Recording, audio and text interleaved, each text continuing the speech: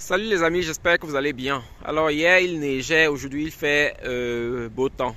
C'est pas encore la chaleur, mais le temps est mieux aujourd'hui. Donc je vais profiter pour faire ma marche et pendant ma marche je vais vous présenter quelques endroits ici aux États-Unis.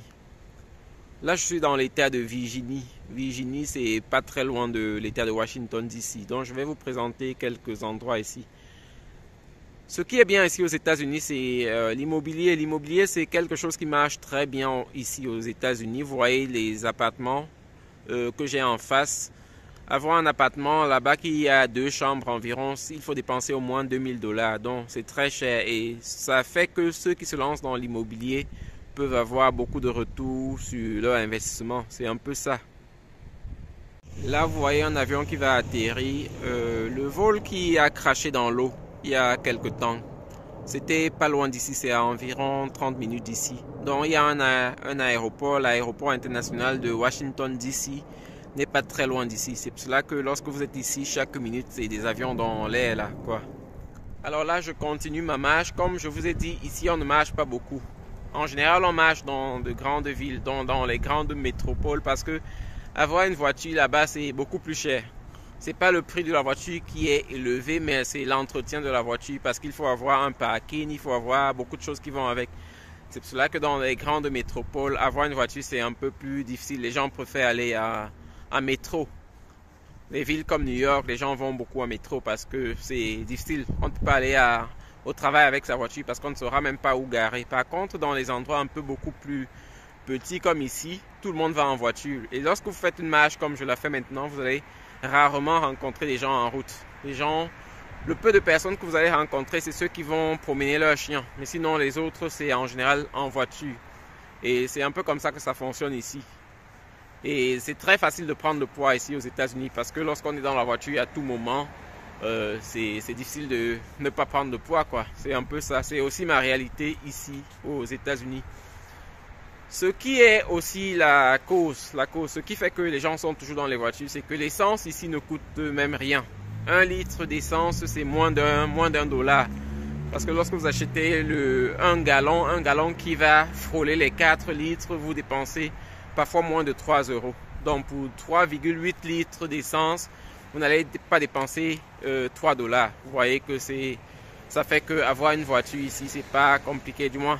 L'essence pour la voiture, c'est beaucoup plus facile que ce serait le cas en Europe. C'est pour ça que vous voyez aussi que ici, les gens ont en général de grosses voitures qui consomment beaucoup de carburant parce que le carburant ne coûte pas vraiment cher. C'est un peu ça, l'une des réalités ici aux États-Unis. C'est l'une des choses que j'aime bien ici aux États-Unis parce que, du moins, l'essence ne coûte pas cher. C'est vrai qu'il y a beaucoup d'autres choses qui coûtent très cher, mais au moins sur le plan essence, c'est abordable pour tout le monde. Alors, je vais profiter aussi pour répondre à une question qui revient très souvent. C'est au niveau de l'immigration et du rapatriement des gens. Donc, il y a quelque temps, on a vu une liste sur le net avec la liste des pays et le nombre de citoyens qui devaient être refoulés des États-Unis. Ce qu'il faut savoir, c'est que la police n'est pas derrière les gens dans la rue. Moi, ça fait un peu plus de 5 ans que je visite ce pays et maintenant je réside. Mais je ne me suis jamais fait contrôler par la police. Donc la police n'est pas vraiment là pour contrôler les gens sur la route comme ça.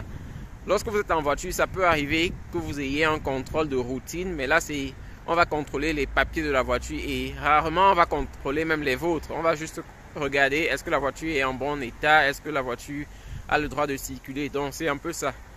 Ce qui fait que l'inquiétude des gens pour le rapatriement, c'est pas vraiment qu'on va trouver des gens sur la rue et les ramener dans leur pays. Non, en général, on va d'abord commencer par les personnes qui sont, les personnes qui sont des repris de justice ou bien qui ont eu un certain problème avec la justice, et aussi ceux qui ont un lieu de résidence connu. Donc, on ne va pas ramasser les gens simplement sur la rue comme ça et les refouler. Non, c'est ceux qui ont connu un certain problème avec la justice ou bien avec la police et qui ont une résidence connue. Pour le reste, on ne pourra pas les trouver. Il y a des gens qui vivent ici, ça fait plusieurs dizaines d'années et ils sont là. Avec Trump, ce sera la même chose. Donc, il ne va pas rapatrier tout le monde. C'est ça. Dans la liste des Camerounais, c'est sûr qu'il y aura certains qui ont commis des dégâts qui vont être rapatriés, mais C'est pas juste qu'on va rencontrer des gens comme ça sur la route et les prendre, quoi. Comme je vous ai dit déjà, ici on ne marche même pas en général, du moins en fonction de l'état dans lequel vous vivez. On ne trouve personne. Depuis que je marche là, vous voyez que derrière moi, devant moi, il n'y a personne, quoi. Donc les gens sont dans les voitures et c'est un peu ça. Là aussi, c'est une particularité des États-Unis. Ici, on travaille tous les jours. Les gens sont toujours en train de partir. Vous commandez quelque chose, 1 heure plus tard, vous pouvez recevoir la chose. Vous voyez, ça c'est un bus, un bus d'Amazon qui livre à tout moment. Donc en général, ici, les gens travaillent beaucoup, les gens travaillent tout le temps. C'est pour cela que lorsque vous commandez quelque chose, vous êtes plus ou moins sûr de l'avoir le même jour, en dehors des choses peut-être plus rares que vous allez recevoir le lendemain peut-être, mais en général, vous recevez vos commandes le même jour. Comme je vous disais, les complexes ont en général beaucoup de choses à offrir. Vous voyez là, par exemple, c'est un aire de jeu pour les enfants. Et chaque complexe essaie d'offrir quelque chose pareil pour permettre aux enfants de s'épanouir parce que le week-end, lorsque les enfants ne vont pas à l'école, ils s'ennuient. Et c'est ça. Et en général, il y a aussi un complexe, il y a aussi un endroit pour faire du sport. Donc chaque complexe comme ceux-ci ont des salles de gym, quoi. C'est un peu comme ça que ça fonctionne ici. Alors là, je suis déjà en train de retourner à la maison après avoir fait quelques moments de marche. Donc, c'est ça.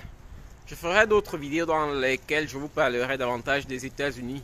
Et si vous avez d'autres questions qui vous intéressent, si vous avez des questions, des choses que vous voulez savoir, mettez en général dans les commentaires. Je ferai l'effort de vous répondre, quoi. Les États-Unis, comme je le dis toujours, c'est un pays assez intéressant. C'est un pays que je conseille à ceux qui veulent émigrer, ceux qui veulent aller dans un autre pays hors de leur pays, d'aller essayer les États-Unis, de venir essayer les États-Unis, parce que ici c'est surtout pour ceux qui aiment le business. Ici ça tourne vraiment, quoi. Ça tourne vraiment. Donc pour ceux qui aiment le business, pour ceux qui aiment se faire de l'argent, les États-Unis ça reste toujours une option, quoi. C'est un peu ça. Et c'est un pays, c'est le pays de liberté. Vous avez vu, même avec Trump, ce ne sera pas différent. La liberté va rester aux États-Unis. C'est le pays des libertés.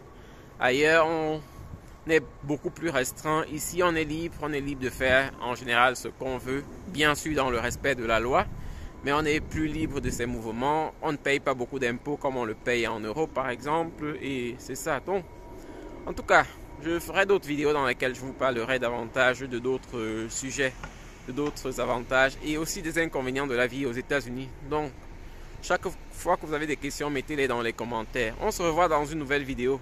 Bonne journée à vous, bon dimanche. Bye.